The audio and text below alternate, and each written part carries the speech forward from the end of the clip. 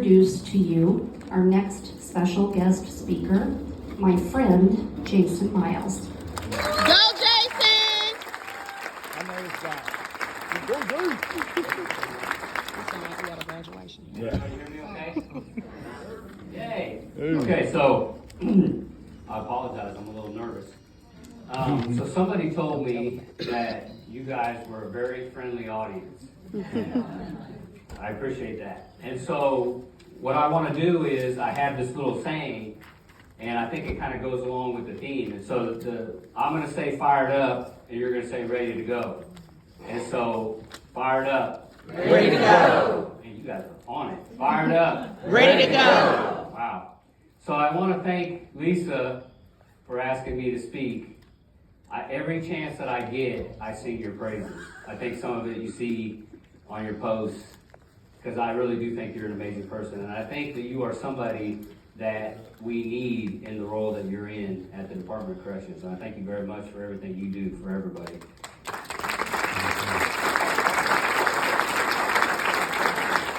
Thank you. So I didn't realize that the color of the committee was blue.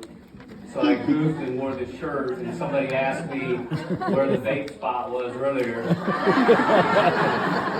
I got it right, too. I knew where it was. So the purpose of my talk today is I'm going to tell you two stories about myself, and then I'm going to talk about the importance of volunteers. I'm going to talk about it from both sides of the fence, because I've experienced both sides of the fence. So, my name is Jason Miles. I have a lot of roles that I have a lot of jobs, air quotes jobs. So my main job, the job that pays the bills, I work at Zephyr Products Incorporated. I'm the chief people officer there. And at Zephyr, what we do is we take men from the Lansing Correctional Facility and we teach them the metal trades. And so we take guys that have never had any experience with metal manufacturing. We teach them how to run lasers, brake presses, mill equipment, do shipping and receiving, quality control, powder coat painting, welding, grinding, teach them how to do everything from the ground up. And we're very proud of the work that we do there. We've been doing this since 1979. And so part of my story is that while I was incarcerated, I started working there. So when I was incarcerated, I went through welding training at a Botech inside the prison, started working at Zephyr while I was incarcerated, started out in the grind shop, worked my way into welding, worked my way into material handling, and then I paroled out and went to Johnson County, Kansas, worked for Webco Manufacturing for 2 years. And then Zephyr approached me and said, hey, would you like to come back and work for us in management as an assistant welding supervisor? I said yes. That was April of 1998. So I've been back at the company since April of 1998. So another role, so they're the slides here are just pictures of me with different volunteers throughout the years. So hopefully some of you that are in the audience will see yourself here. And if not, hopefully some other time when I give this talk, I have different slides and I'll have you to show with me being a volunteer. So one of the other roles that I have is with Reaching Out From Within. And I am a volunteer with Reaching Out From Within. I currently volunteer at the Women's Prison in Topeka. I've been doing that for about the last 4 years. Prior to that, I was at the federal prison. I was a volunteer there for about 3 years. Prior to that, for about 5 years, I was a volunteer at the Lansing Correctional Facility. And so Reaching Out From Within was founded in 1982, and it was founded by Sue Ellen Freed, who was a child abuse prevention advocate, and Greg Musselman, who was serving a life sentence in prison. So the two of them got together and started Reaching Out From Within. And so Reaching Out From Within, the very beginning of it was guys and gals who were incarcerated were trying to understand the roots of violence in their lives. They were trying to understand how it was they became incarcerated and what they needed to do to heal themselves, to help heal themselves, so that way they could not come back to prisons, they could break the cycle. And a lot of it was trying to create a safe space for personal transformations. And they were trying, a lot of times what I think about is they're trying to be their own heroes of their story. That's really what they were trying to do. And we are in every prison in Kansas. and we're in 5 in North Carolina, and we are in 1 in Missouri.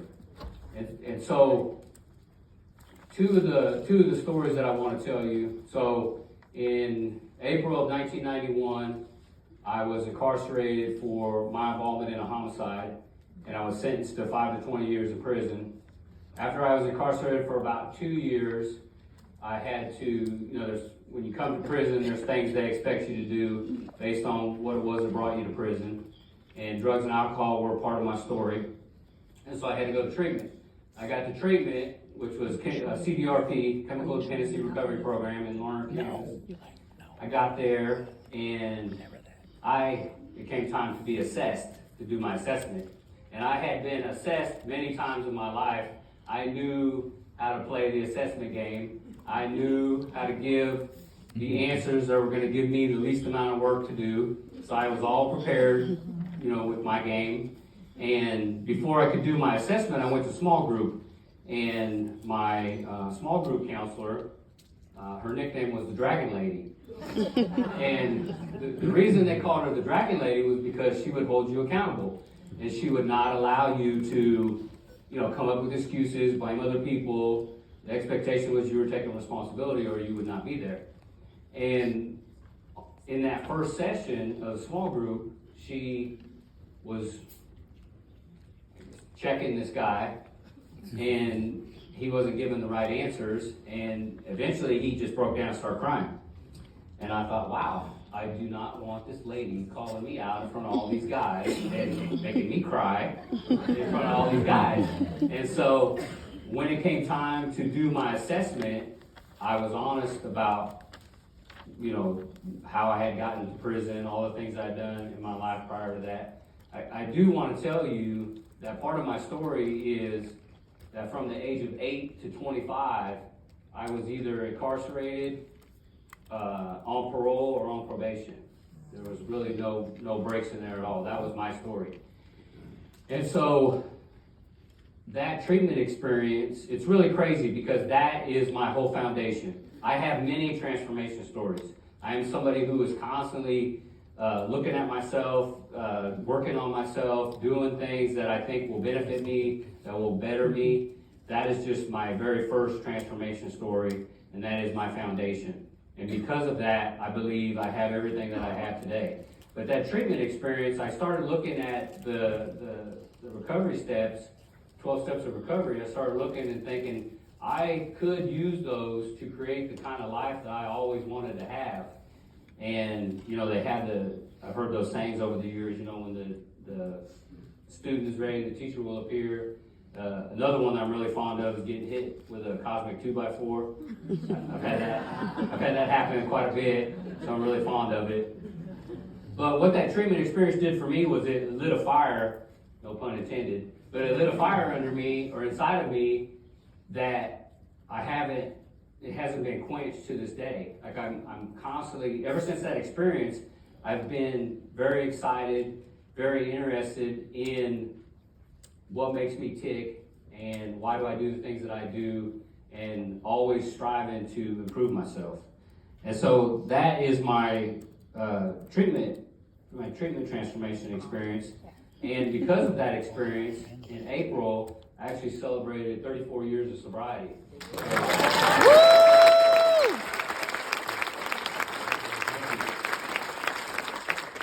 And so I'll jump forward a little bit, and my expungement story. So I love telling this story. So reaching out from within, we go around to the prisons every December, and we share a meal with all the people in our program, and then we give them a gift box, and we have an opportunity to speak. And I really love sharing this story. So in the state of Kansas, if your crime is expungible, after you've been off of parole for 5 years, you can petition the original court to have your sentence expunged. And I'm clueless on a lot of things a lot of times. So I thought that it was something that you apply for, like you send in some paperwork and they're gonna send you something in the mail. Needless that I know that I had to hire an attorney, so I hired an attorney. Crazy thing was, the attorney I hired was actually, so there was 5 of us in the case that I went to prison over, And the attorney that I hired was one of my co-defendant's attorneys at the time, so I hired her. It was $1,000 just to do the paperwork, and this is back in 2011, so I can't imagine what it is today. And so I paid her to do the paperwork, and then she tells me, you know, the court date said, here's the date of the court, and here's the judge.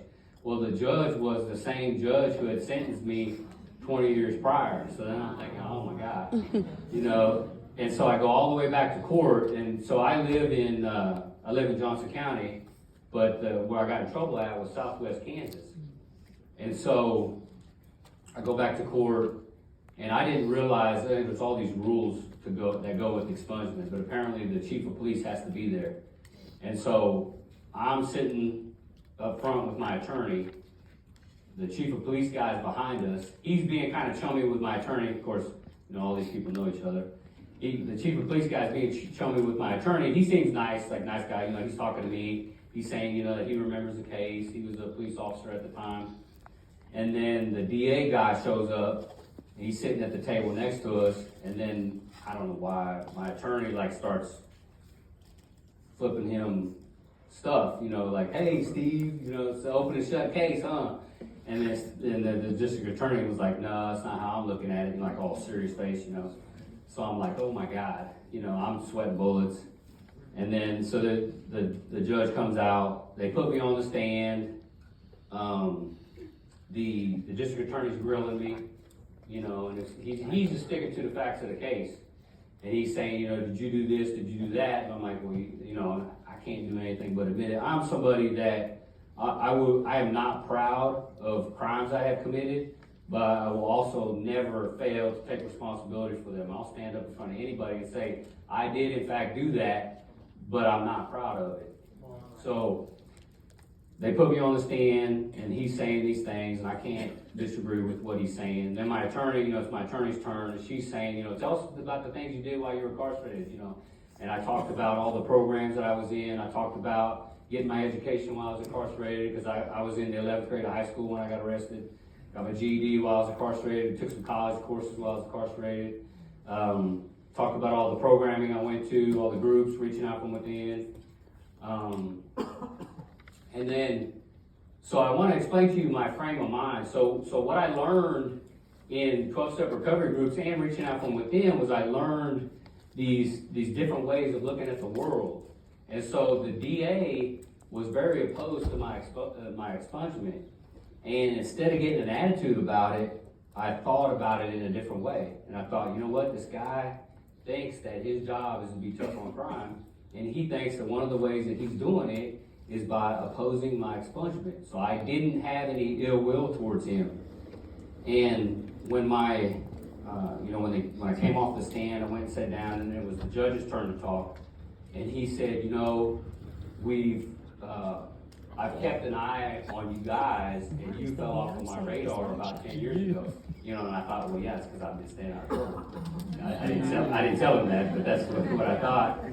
And he said, it's great to see the system work out the way that we want it to. And when he said that, I just kind of, he just kind of blew me away when he said that. But I thought about it, and it really was, in my case, you know, I can only speak for myself and my experience with the system. But it was like I needed some help because I was lost. And I came into the system, and because of the system, but also because of volunteers and because of volunteer groups, I was able to find my way, and I was able to find my place. And so that's what I thought of when he said that. And then he hits, I'm thinking up until this point, I'm thinking I'm not going to get my expungement, but then he hits the gavel thing, you know, and he says, I'm going to grant you your expungement. And then he comes down off of the stand. He comes down to where I'm sitting, and he shakes my hand, and he says, hey, I'm really proud of everything you've done. You know, and for me, I'm just, you know, just blown away by the things that he's telling me, because this is the guy that sentenced me, you know, 20 years ago to 5 to 20 years in prison. And so the chief of police guy is clapping me on the back, you know, he's telling me congratulations, and my attorney's happy for me, of course. And then I'm, you know, in my head, I'm like, well, where's the DA at? You know? So I turned to look, and the DA guy's gone, like he took off, you know. Still, I have no ill will. And so I go to, my attorney says, well, let's go downstairs to get your paperwork. And so I get up to leave with her. We were on the second floor of the courthouse, and so you have to take the elevator to get up and down the stairs. So we go over to the elevator, and I walk up to the elevator, and who should be in front of me at the elevator waiting to get down the elevator but the district attorney. And you know, I didn't kick his shoes. I didn't say, hey, how about that expungement? I didn't say anything. I just stood behind him, you know, kind of just like this, you know, just waiting my turn for the elevator. And he turns around and he says, hey, and I'm getting goosebumps by telling you this. He turns around and he says, hey, I just want to tell you that even though I oppose your expungement, I'm very proud of the way that you conducted yourself since you've been out of prison. And he shook my hand. And I thought to myself, man, if I had said something jazzy, I mean, I got goosebumps right now just telling you that all these years later. If I would have said something jazzy, I would have robbed myself of the feeling from that moment, but I also would have robbed you of the ability to share this story with you and to have that goosebump feeling all over again. Just because I wanted to get jazzy. Yeah, thank you. So, this December, I'm trying to do math, this December I will have been out of prison for 29 years. It's been a long time and a lot of work. So what I want to talk, you know, the main thing of this is I wanted you to know who I was, so that way when I talk about volunteers, I kind of have a little experience, a little knowledge. You guys have a little trust that what I'm saying about volunteers makes sense. So the role of volunteers for me, and I think I speak for a lot of people that were incarcerated, the role of volunteers. So there are different people that are incarcerated. You know, some people were living a straight life, and then they made one mistake, and then they end up in prison, and then they need help, and then they do their time and they get out. But then you have people like me who have pretty much been living a lifestyle of being in trouble, getting in trouble, being a criminal. And then once we decide that, hey, I want to make a change, I don't want to be that person anymore, you really don't have a lot of people to discuss that with when you're in the prison, because everybody else in there is really in the same boat you are. We're just making it up as we go along, hoping that things work out for the best. Right. And so what a volunteer brings, in my opinion, is a volunteer brings in hope. And a volunteer brings in belief. And a lot of times we don't have that belief in ourselves that we can change, or that society will even be okay with us changing. We're like, okay, well, I really want to change, but is society going to let me change? And what the volunteer brings in is the volunteer brings in that belief that not only can you change, but there are people out there in society that are waiting for us to get out there because they believe in us and they're happy for us. So that is for me, and I really didn't want to differentiate between, I'm old so I say square johns, but there are people, volunteers that have never been in trouble before. It's like, God bless you, and we need you.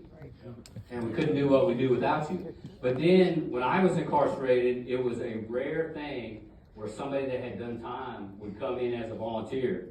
And I would just be beside myself when they would come in, because I was like, this is somebody who has been in my shoes that is out there doing what I'm trying to do.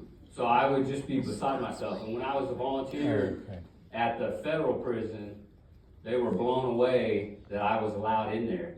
They would say, I cannot believe they let you in here. You have time? It was a great experience for me, because I love coming in there and I love catching them. You know, because I'll come in there and, you know, I like to think I don't look like somebody spent time. I come in there with my nice polo, my khakis on, and, you know, talking all polite. And then I hit them with the, you know, I've been in prison at that time, you know, and you can almost see their head swivel off of their neck. And I really enjoy that. It's really good experience for me to have that. But I think, and so what I'm kind of doing is I'm saying, if you're a current volunteer, God bless you, keep it up. What you do has value. What you do bears fruit.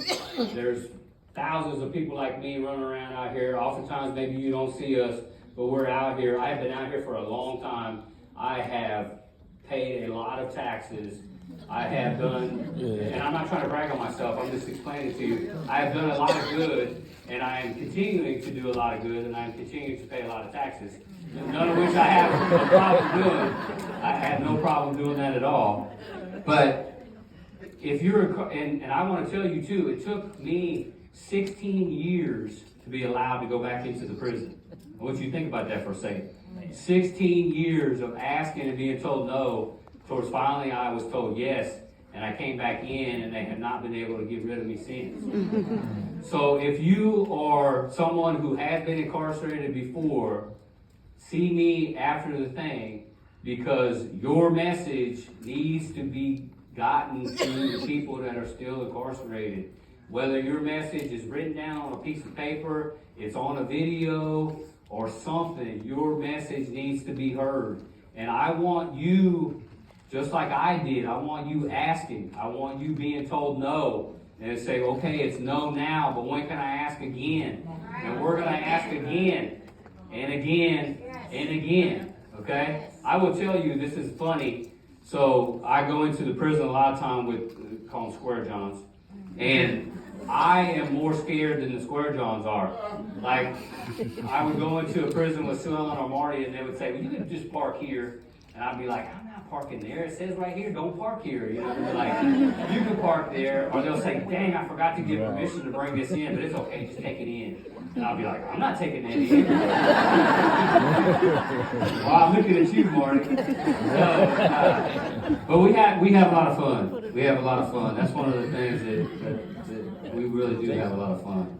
So that's kind of my deal about volunteers. And I hope that if you are a volunteer, you keep it up.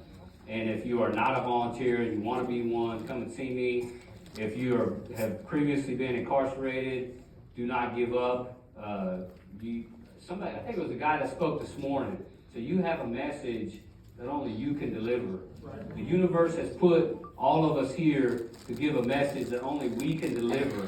And you are robbing people of that opportunity if you are not taking advantage of getting your message out there. So I wanted to say that. Good for the last one? Or not last one, second to last one, sorry.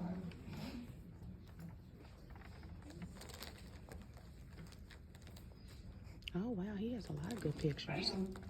All right, so I want to talk to you about a special person, and I hope that I don't, well, if I cry, I cry. So, Marty Resch has been a volunteer for the Department of Corrections for 58 years. Woo, woo, woo, woo, woo!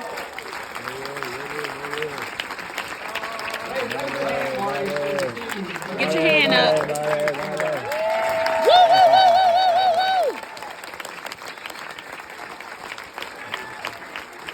58 years, 5'8". What you think about that? 5'8", consistent volunteer. Square John, but I got to keep an eye on you because you're always trying to get in trouble. So good thing I'm there. So Marty was one of the very first volunteers I ever met inside of prison. And Marty has mentored and been there for so many people that have been incarcerated. The impact you have had on myself and other people is amazing, and I don't know what we would do without you. That's right. You are very much appreciated. That's right. So, thank you, Marty.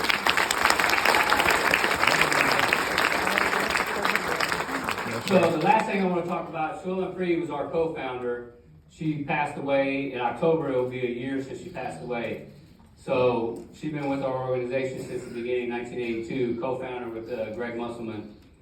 And so Sue Ellen had these, it's kind of hard to make out this picture here, but I got a big one on my shirt. So it's Power of Kindness button.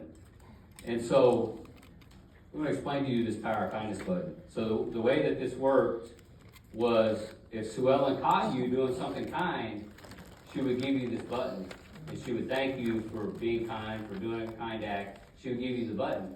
And just so we're on the up and up here, the button was not for you to just wear as jewelry. The button was for you to wear until you caught somebody doing something kind, and then you would give them the button. That's right. And so, Lisa, if you raise your hand, and then Eliza, you raise your hand. So Lisa and Eliza have these buttons. And so what I'm going to say to you now is that you have committed a kind act by being here at this conference today. Taking time out of your day and spending money and coming to this conference because you care like we all care about opportunities for people coming out of incarceration. So if you see Lisa or Eliza after this presentation, then they will give you a button. And if we run out of buttons, I have more buttons at home and I'll bring more buttons tomorrow. So don't worry about that. But remember, you have an assignment and I want to hear about it.